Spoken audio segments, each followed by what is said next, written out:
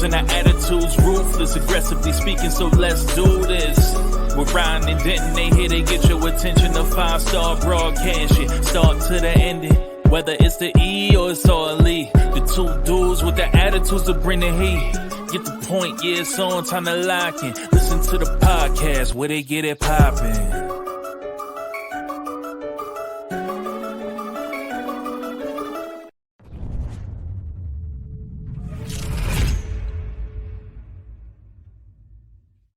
You're listening to Two Dudes with Attitudes of Wrestling podcast, the AEW edition. And as always, it's Ryan Enjoys Wrestling and the Heartbreak Dude, Denton. And are you ready to get into an AEW week where we don't have to talk about pointless shit happening? Although there was a couple things on Dynamite. But nonetheless, a pretty okay week, minus one of their shows. Yeah. No. Yeah. Let's get into it. There's no news in AEW. Tony Khan thinks that WWE and AEW hate each other and that they are in direct competition with each other when nobody else has said that.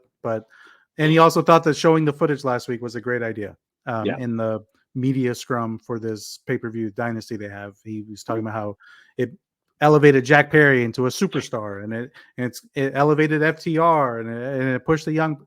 No, it didn't. It was trash. It was stupid. It was a bad idea. Yeah. That's the news in AEW. Tony Khan is losing touch day by day.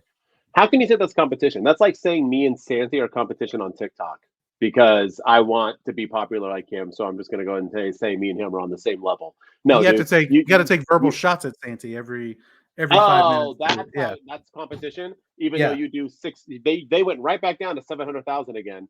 Had a shit ass rating episodes. These guys are doing 1 million and 2 million an episode for their shows. Shit, NXT's almost doing 700,000, but they're in competition. There was never a competition.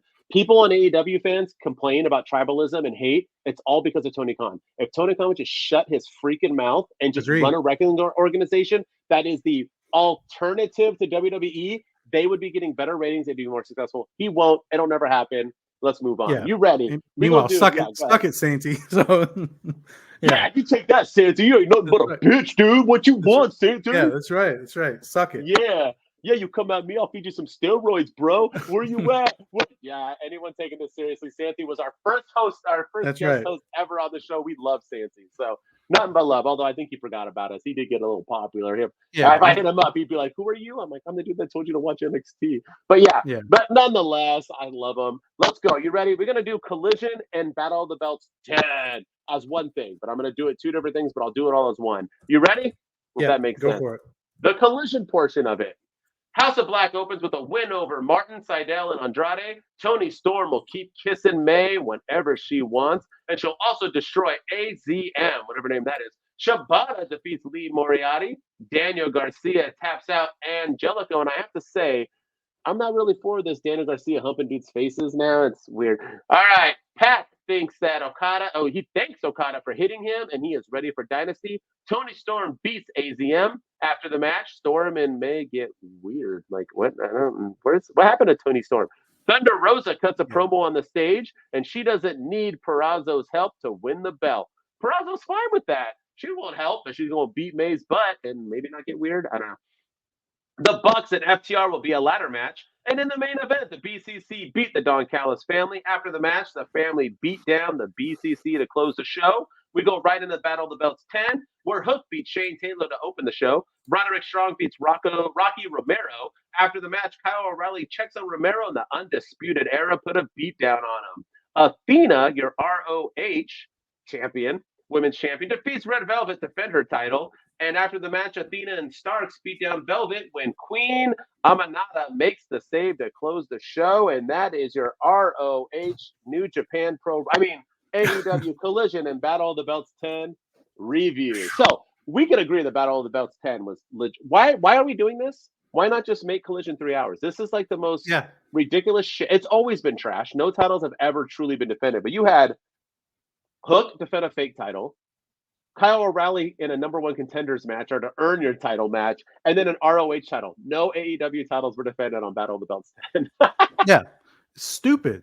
It was so like this is the 10th iteration of Battle of the Belts, and I like the concept. I like it when they do special events like this. I do. I think it could be cool, but we got to change the name First, if you're like you're gonna have a Clash of the Champions, but you're not gonna have championships defended. They don't call it Clash of the, but also give me a reason to care. Give me a reason to watch this. Like, why have Samoa Joe come out and cut a promo on Swerve Strickland? Why not have, I don't know, Dustin Rhodes shockingly upset Samoa Joe because of Swerve Strickland the week before on Dynamite, and he gets his title shot at Battle of the Belts 10. Yeah. Boom. That gives me a reason to watch, gives me a reason to tune in, because, you know, who knows, maybe Dustin Rhodes could actually do this and pull it off the week before a pay-per-view. But that's another, it's also a week before a big pay-per-view, so we know no titles are going to change hands. No, it's stupid. It's really dumb. And yeah, and you have Hook versus Shane Taylor with no for the fake title. Then you have an eliminator match, and then you have an ROH. You don't even have your own championships defended on it. No. We gotta do away. Like, we gotta stop this. This was not a. And the other thing, I was gonna make a video about this on TikTok. I might actually do it still. It's on my drafts. I didn't know this was happening. That's the. Neither did I. They didn't promote it. They didn't promote it on Dynamite last week, unless they did, and I completely missed it because I was so mad at them for releasing that footage. But I don't remember them promoting it on Dynamite. I don't think I saw anything on Rampage saying, "Hey, tune in to 3 hours of television tomorrow night." I just remember Tony Khan posting something on X on Saturday morning saying we have 3 hours of TV tonight with Collision and Battle of the Belts. I had no idea this was happening. They didn't market it. They didn't promote it at all. It just kind of happened. And I feel like if you're going to do this and you want people to care, you want people to invest, promote it. Make me care. Yeah, I fully agree. This was a joke. It was stupid. I mean, enough said. Why couldn't Roderick Strong defend his title against Rocky Romero? What's the difference? I don't understand why he couldn't just have a title shot against him. It's a hot freaking mess. Battle of the Belts is, and it always has been. Getting into Collision, they gave Thunder Rosa but they gave Thunder Rosa some time to talk really quick, because you're going to talk about Toni Storm, because that's what I want. It's all the same thing. So Thunder Rosa, for one, I didn't watch Collision yet, but I heard she had like a 5-minute promo, and the internet was a buzzing.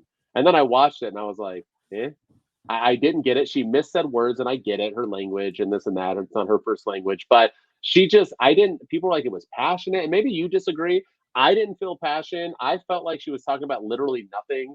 I didn't like the call out to Purrazzo, then Purrazzo instantly saying like, well, then I don't want to help you anyway. Like, what the hell are we doing here?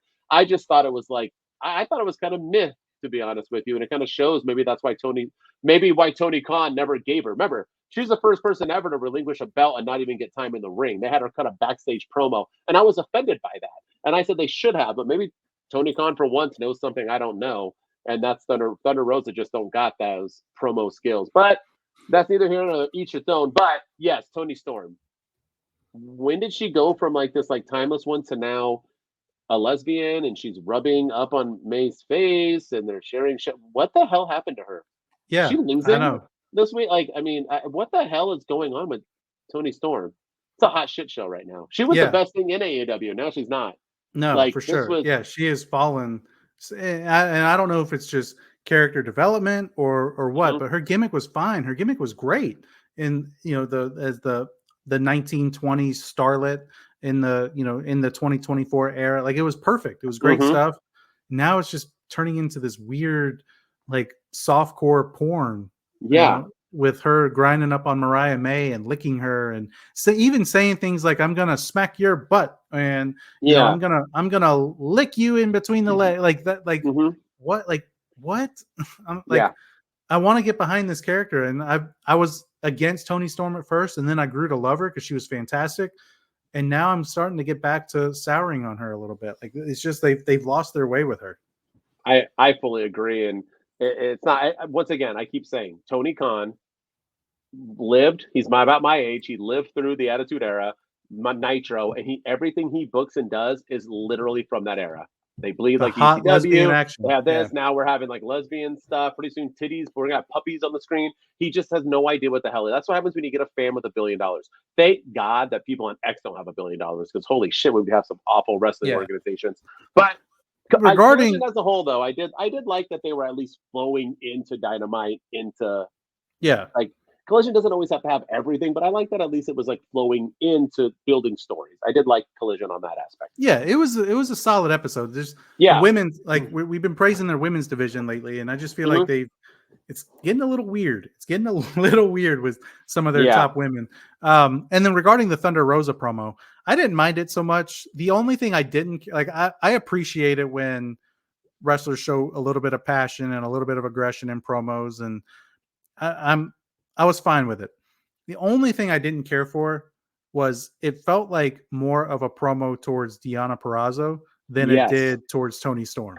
You know, she's like getting all angry and passionate because I don't need your help, Deonna, as opposed to being like, I'm going to beat that bitch's Toni Storm's ass at Dynasty. And I'm going to win the title that I never should have lost, that I never did lose. I'm the real women's champion. Like CM Punk was the real world champion. She could really legitimately claim that she's the real women's champion, and that should be the story.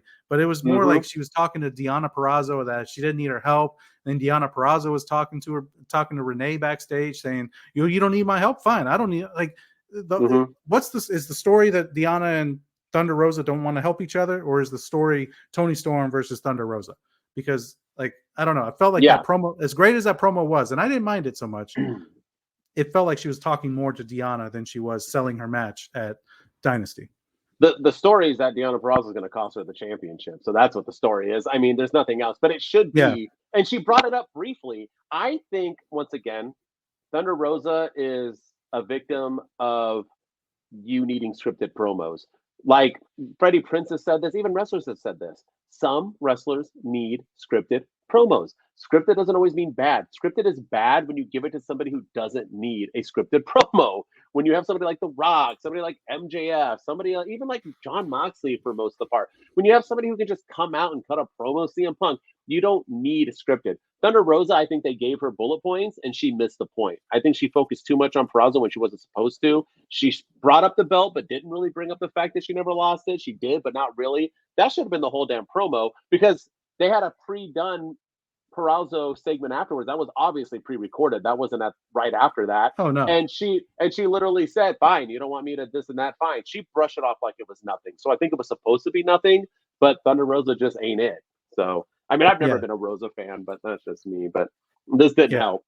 But and then the other thing, like you said, feeding into Dynamite, we'll probably talk about this when we get to Dynamite, but yes, we are. Chris Jericho looking for Tazz on Collision and asking him, you know, like a lost puppy, will you talk to Hook for me? I miss Hook, and will you hook me back up with him? Like that's what it felt like. Hey man, my girlfriend just dumped me. Will you talk to her for me?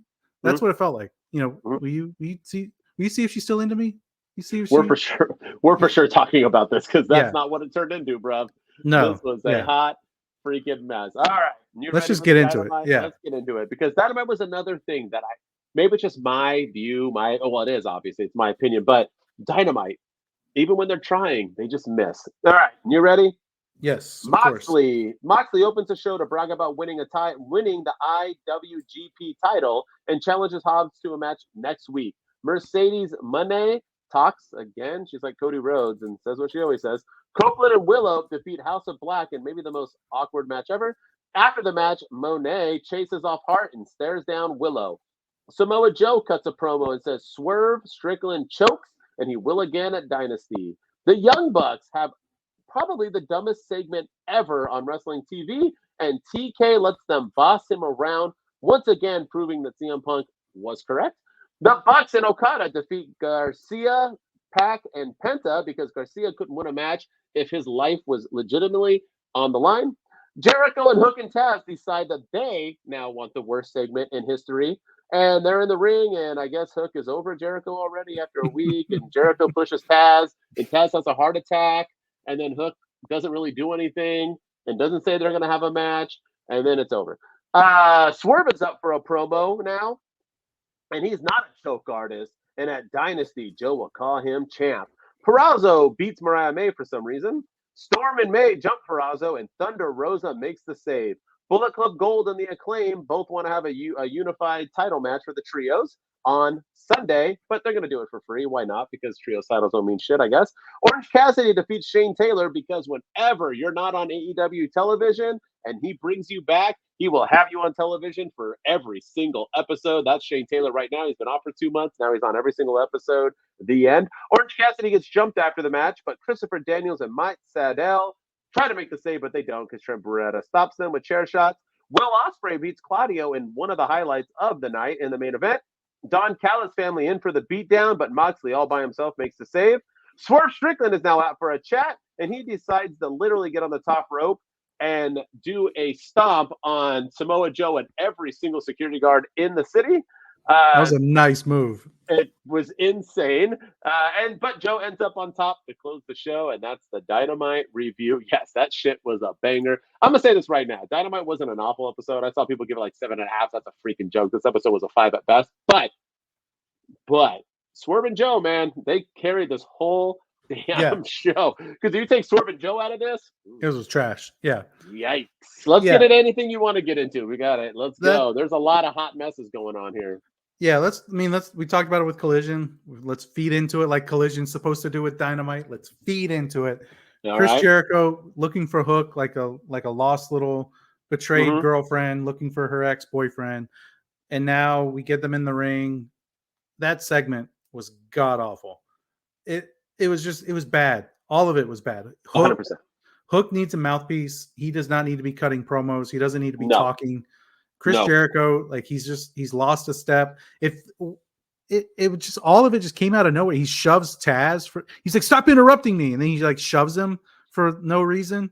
Like it was just like, are you turning Jericho back into a heel again? Is that what this is supposed to lead to? And like it was just bizarre. All of it was just awful. It made no sense whatsoever. I mean, Jericho's legit ruining his legacy, and I hope the Patrick's listening to this. He always does, but he's ruining his legacy.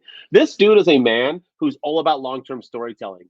HBK, Kevin Owens, just to name two, and he got mad that Kevin Owens and him didn't get the rightful spot in WrestleMania, and that's why he left to go to AEW. Now he's having let's have a feud with Hook, where I'm going to team up with him 2 weeks ago, and then 2 weeks later just end it, where Hook's now in the corner of the ring like, no, I don't like you anymore. And then Tazz is like, completely nice. Hey Jericho, how about I help you die, old man? And like shoves him to the ground. And like Tazz had a heart. What happened to Tazz? He disappeared for the future. And then Hook sees his old man dad, who's like can't wrestle anymore due to injuries, and all he does is grab him and say nothing, and then they leave. I'll show you anytime, any place, anywhere. Yeah, there was legit. They're ruining Hook. Hook was good. Hook now, I don't even like Hook anymore. He's off. Yeah, you're literally bringing out his weaknesses. Don't bring out a wrestler's weaknesses. Bring out their positives. They're bringing out all their weaknesses, and we're just seeing how Hook might not be. He needs to go to NXT. It wouldn't surprise me one bit if because that segment was, man, and like just little things, man, little things. You know, Jericho getting mad at Tazz and saying, I'm doing what you should have done 30 years ago. Hook is like 18 years old, so he wasn't even alive 30 years ago. You know, he's like 20. I think he's like 22, 23. Like, but just little things like that. I'm teaching your son a lesson, which you should have done 30 years ago. He wasn't even alive 30 years ago, man. Like, just stupid stuff. And just like snapping at Tazz for no reason. And all of it was dumb. Yeah. You didn't teach him well enough. And AEW not good because he's in AEW as a wrestler.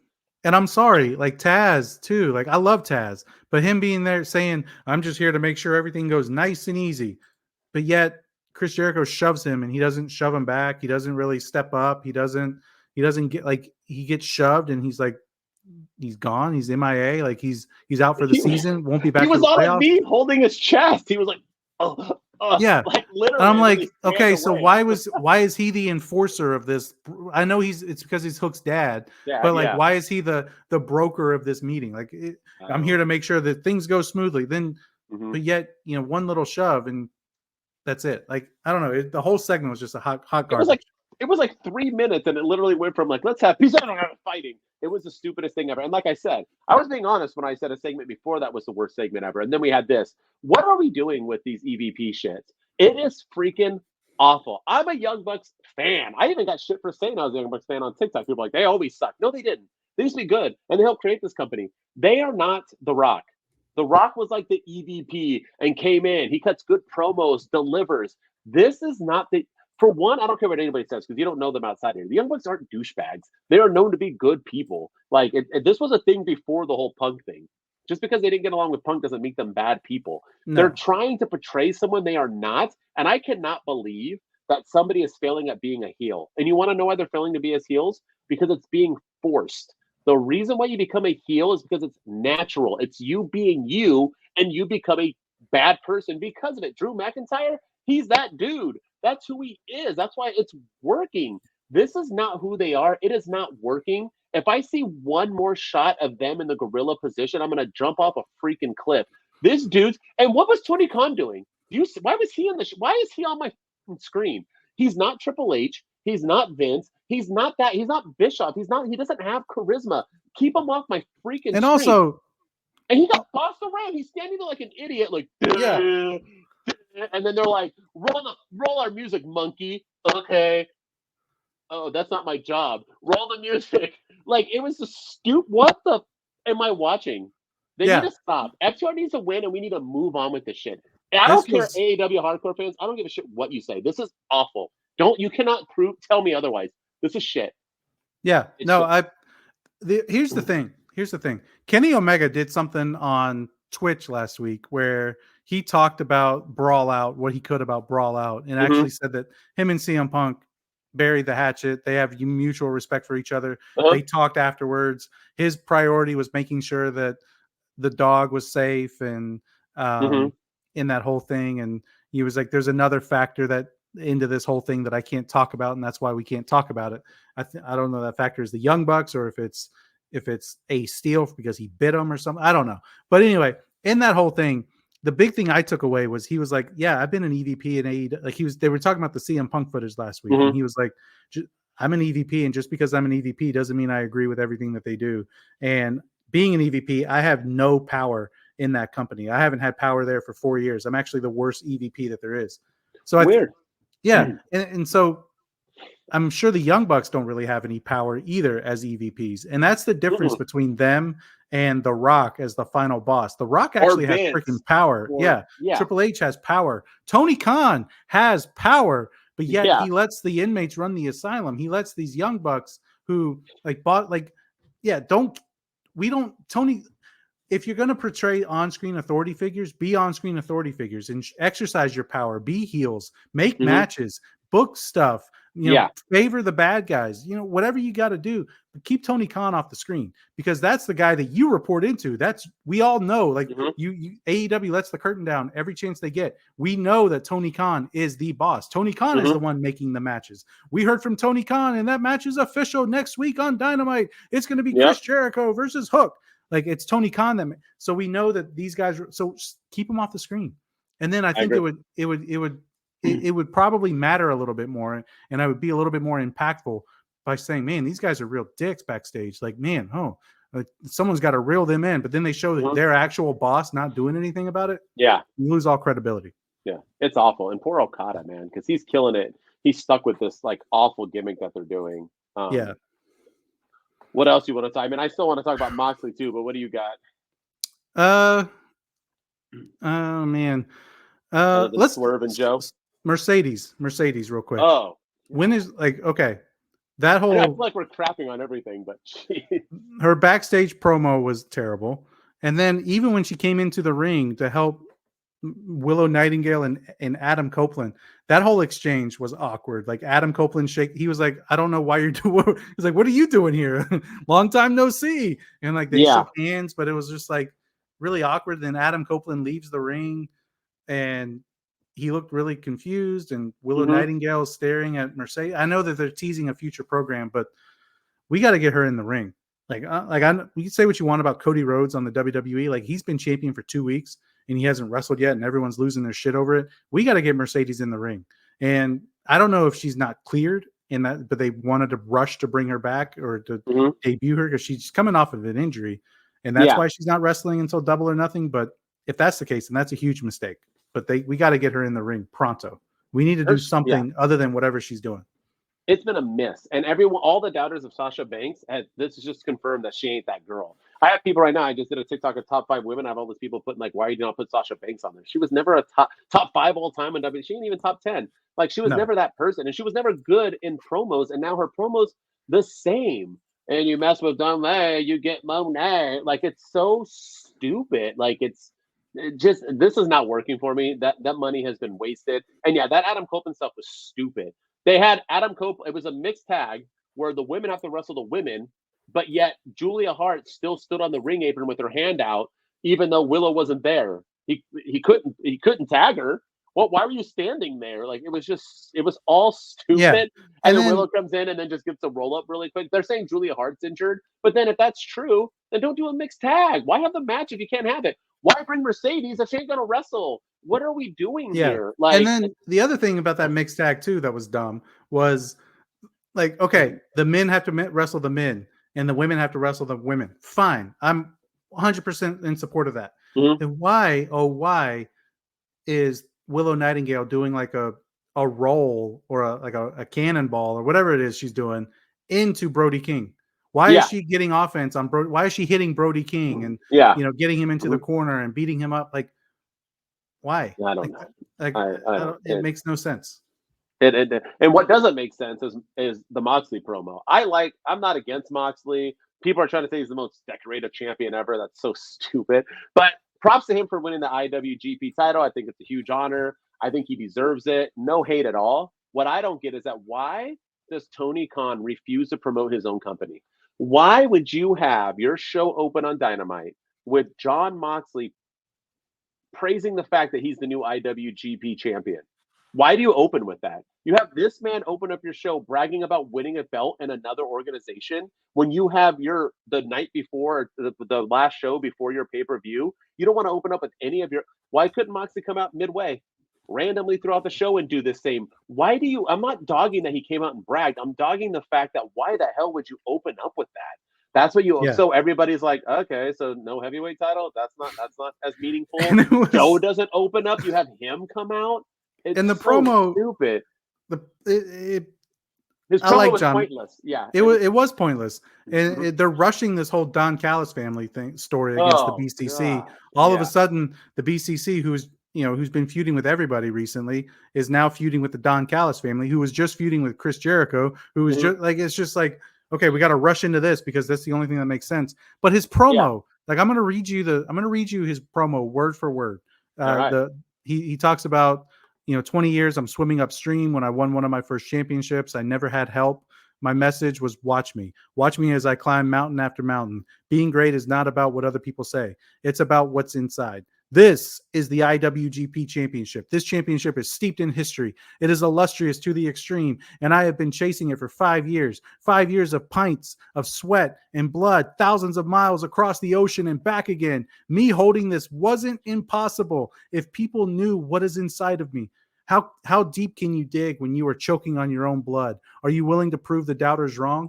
That is what AEW is all about. So it's the IWGP Championship. Thank you. But this is what AEW is all about. It's just winning titles in another organization is what AEW is all about. Yes. Oh my gosh. And he had no help. This dude got famous off of being in the Shield. And he doesn't get any help. He's the John Cena of AEW. He gets a title whenever he wants one. Like, what do you mean you've had no help? So, and I'm not taking away from him, but that's funny. Good job. Yeah, that's hilarious. Then he challenged Will Hobbs to a match next week, and which is fine. I'm fine with that. Yeah, which is it's gonna be a fun match. Yeah. But that whole promo kind of canceled yourself out when you said this is the IWGP Championship. This is what AEW is all about. Like, no, the AEW should be all about what Samoa Joe has, not what Swerve wants. Yes. Yeah. So stupid. But that's because Tony Khan is a moron.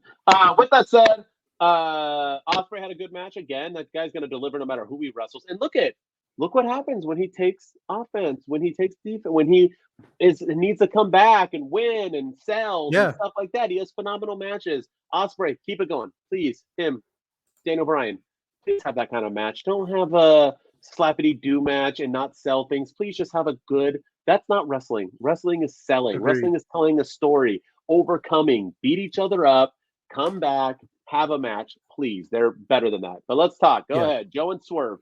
What did you like the promos? Do you like the end? Short and sweet? I liked how they did everything. I loved how they did a backstage interview with Renee and Samoa Joe, and then they did the same backstage interview with Renee and Swerve Strickland in the same exact spot, same location. I liked it. Yeah, I like that I like that he actually responded to what Samoa Joe had to say instead of Will Ospreay last week. I'll respond. I just saw the Bryan footage. I'll respond to that in a second. But first, I got to go after Triple H, lad. Bruv. Yeah. So I loved all of it. I thought, like you said earlier, these guys are carrying this show, and it's Swerve's time, man. Like I'm ready for him. Oh yeah. Samoa Joe has been fantastic as a champion. I take nothing away from him. Yeah, he has been a great champion, and yeah, I love the passion that Swerve was showing. He was talking about, that he had Samoa Joe scared. He had him, fearing for the fact that he is going to beat him for the championship. You had Samoa Joe calling him a choke artist, that he's had 2 chances at this belt and he's failed every time. It was good stuff, and I'm all about it. That move where he leaped and attacked security and took them all out and landed on his feet, that was awesome. Like, you give AEW crap for all the flippity doodah stuff that they do, but that was incredible. That's athleticism at its best. And he had to time that right. He had to, he had to make it look legit, and he still landed on his feet. He didn't even flinch. He just did a flip, took them all out, and just landed on his feet and continued just walking up and getting in Samoa Joe's face. Samoa Joe got the last laugh. It was good stuff. These guys are carrying Dynamite, and they are 2 worthy opponents for the AEW World Championship. I fully agree with everything you said. The only thing I didn't think was perfect, that I thought they should have opened the show or open with a match and have them be the first. They shouldn't have opened with Moxley. I thought it was stupid. I agree with that. But I loved everything else. And here's the thing. I'm gonna do it. I said it about Cody, and now I'm gonna say it about Swerve. If Swerve does win the title, we'll get into our predictions if we think he is or not. But good on him, because the WWE didn't want him. I don't care if it was Triple H, if it was Vince. They cut him. They saw nothing his contract didn't know. They cut him. That means they saw members of Hit Row. Yes. Yeah. That means they saw no potential in this man. And in 2 years, 3 years, less than 3 years, he is now possibly going to become not only an AEW world champion, but the first ever Black world champion in AEW. Bruv. Yeah. Deserved. And that just shows, once again, just because, you know what I mean? You don't always see it, but that's got to be nice to him that he got those papers and probably looked at whoever he's with, his family, and said, I don't know how we're going to put food on the table. And now where he is at, that's a lot. That's a lot for a human. So good for him. And I hope we see that emotion if he does win on Sunday. To give AEW some credit with that as well, because they have booked him right. Yes, he's lost a lot of the stupid big matches that he probably shouldn't have lost. But they have made him a star. They have made him, like, everyone talks about AEW doesn't build their own stars and all they do is rely on ex-WWE guys. Yeah, they're relying on Swerve Strickland. He's an ex-WWE guy, but he was trash in WWE. Yes, that's not the same. And AEW, he has torn it up. He has climbed up the ranks, and you got to give AEW some credit here, because they have built Swerve into a legit contender for the championship. So kudos to them. Yeah, they built a lot. I've never been the one that says they don't build stars. Oh no, they do. They need to, you know what I mean? Like you think, like, I don't know, MJF. They built that dude. That dude was built in AEW. Jack Perry, when he, and you know what? I like Jack Perry. So I like him too. I'm not buying this whole, like, now he's like the biggest dude because he sold some merch. Like, get out of my face with that. We'll see what happens when he comes to AEW. He was still getting CM Punk chants where he was around. So let's stop at that. But AEW, nonetheless. The episode, it had its flaws. It had some stupid ass shit because they focus on things they shouldn't have. Decent enough to build into the show. And Dynasty, I saw AEW people once again like, oh, WWE hate it. Must be a pay-per-view week. Like, I really didn't even know half of it. Like, the build's been okay. It's been okay. But I'm excited because I do want to see Swerve win the title. So I am excited to see this. The build for this pay-per-view has been bad compared to AEW Revolution, where every match felt important. This pay-per-view, they just threw together 3 matches here in the last 2 days, and we'll go through it. Yeah, we'll go through it. So, well, with that said, let's get into our segment, bruv. You know what time it is, right? Oh, I know what time it is. Prediction time. Before it ever happens, it's a prediction. Lean in close, take notes, listen. Cause they about to point it out quickly. All the things that you didn't see is getting called like plays at the line of scrimmage. You can take it to the bank, the dudes ain't tripping. They've been seeing what's coming for a good minute. It's prediction time, yeah, let's get it.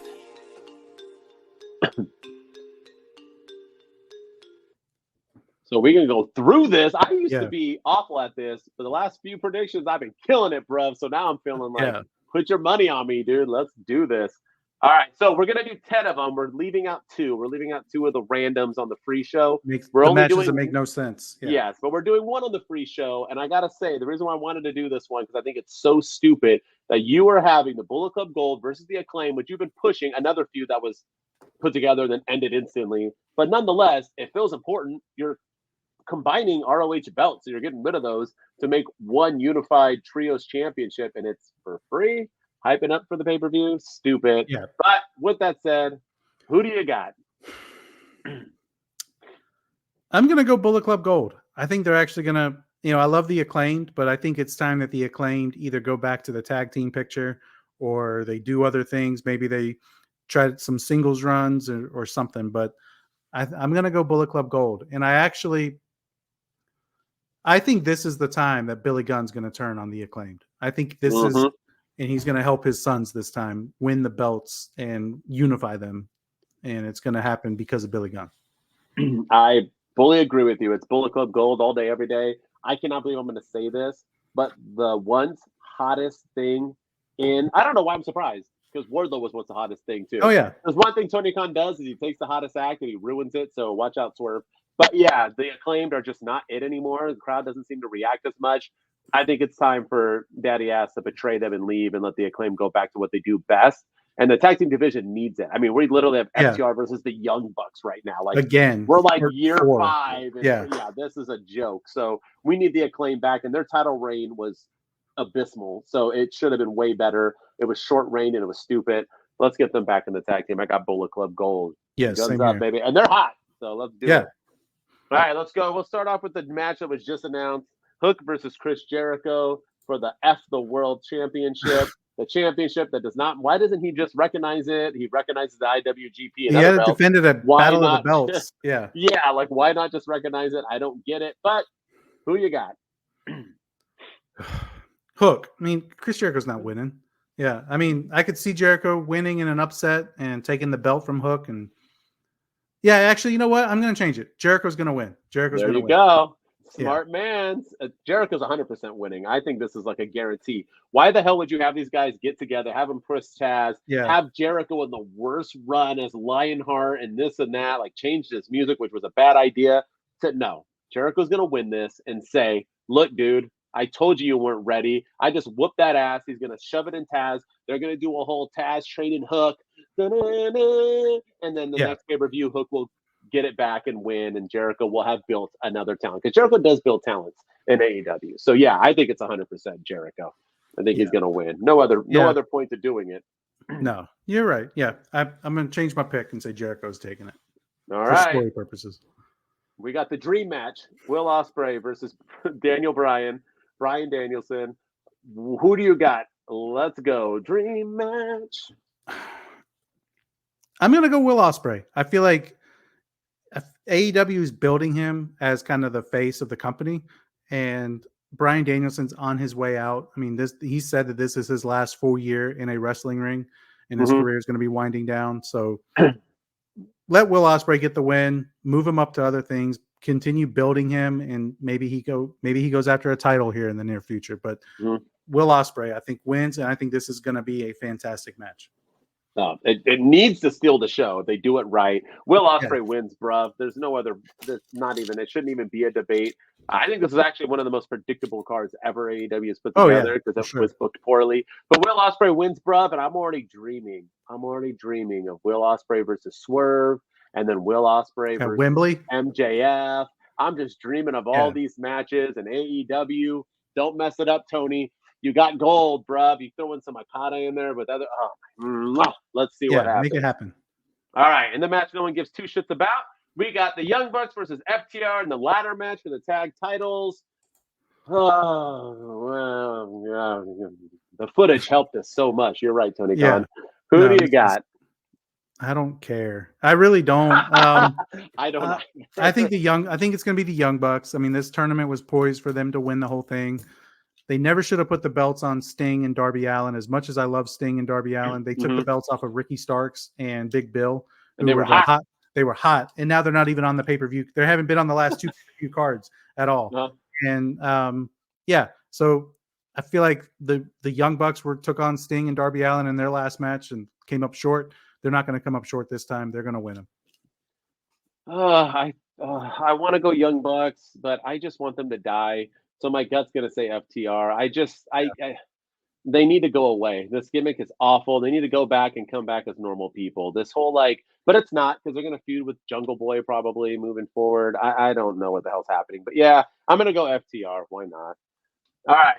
We got Julia Hart versus Willow Nightingale for the TBS title. Why is it Julia Hart? Go. I mean, what's your prediction? Go. Yeah, it's got to be Julia Hart. I mean, it makes sense that it's going to be the reason why it's Julia Hart. I'm going to tell you, because Mercedes Mone spoiled it. Yes. They turned the lights off and had her get mystery attacked by somebody, unless it was Willow Nightingale and she's turning heel, which they very well could do that. And that was her last opponent before she got hurt. But I think 100% it's going to be Julia Hart versus Mercedes Mone at Double or Nothing for the TBS championship. And this time Mercedes Mone is going to win. So Julia Hart's winning this match. I agree. The only way I see it happening is if Mercedes does believe Julia Hart did it, and so she costs her the match. They have been hinting at Mercedes and Willow, but why can't they just do that? Why can't Mercedes cost Willow and then they feud as well once she beats Julia Hart, or have a non-title match? Yeah. So I still got to go Julia Hart. I don't think it's her time. Willow just doesn't look like the person to win this belt. All right. In the match that nobody wanted as well, we got House of Black versus Eddie Kingston, Mark Briscoe, and Adam Copeland. Who do you got? What are they called again? The King Chicken Dinners? What are they called? What's the Yeah, the King. We've changed it a couple times. Yeah, the King. I think it is the King Chicken Dinners, or it's something stupid. But I don't. Why are we having this match? First of all, House of Black was red hot. They were killing it. You had why not do the TBS or the TNT Championship? Adam Copeland versus Malachi Black. Tell me people don't want to see that. Or Adam Copeland versus Brody King. Tell me people don't want to see that. But why you throw in Adam Copeland with Mark Briscoe and Eddie Kingston versus this entire group of people? And how many times has Eddie Kingston feuded with House of Black now? It's been 18. They almost had him join House of Black he almost joined him, and then he got hurt and then they forgot about it. But I think this is Adam Copeland, Mark Briscoe, and Eddie Kingston's match to win. I mean, you have the IWGP Strongman or New Japan Strongman champion, the ROH World Champion, and the TNT champion against a group of nobodies with no titles. No offense to House of Black, but they don't have a belt, so you're not going to have champions lose. So I'm going to go Adam Copeland, Briscoe, and Kingston. I agree. Same thing. Kingston, Briscoe, Copeland win in a match no one gives two shits about. All right, we got Okada and Pac for the Continental title. Who do you got? Man, AEW has too many damn championships. They really do. Okada. I mean, they took the belt off of Eddie Kingston on that big Dynamite Big Business because they want Okada to carry it. They want him to have championship. He's not going to lose it in his first defense. And I don't like it when AEW does this, because this is Okada's first pay-per-view with AEW, but it's also Pac's return to AEW television and his return to pay-per-view. And he's going to lose it's going to be a fantastic match. Don't get me wrong, but he's going to lose. And it feels like this happens all the time. AEW brings somebody back. They feud with a champion in their first defense, and they're going to have him lose, and you're going to kill all their momentum. So Pac's going to go back to the bottom of the line. Okada's going to retain. I agree. Okada all day. What's the point? And why they always, you're right. Returning people. Speaking of, here's another one. Kyle O'Reilly versus Roderick Strong for the international title. Why is this match happening? Who's going to win? Yeah, this match makes no sense. Two heels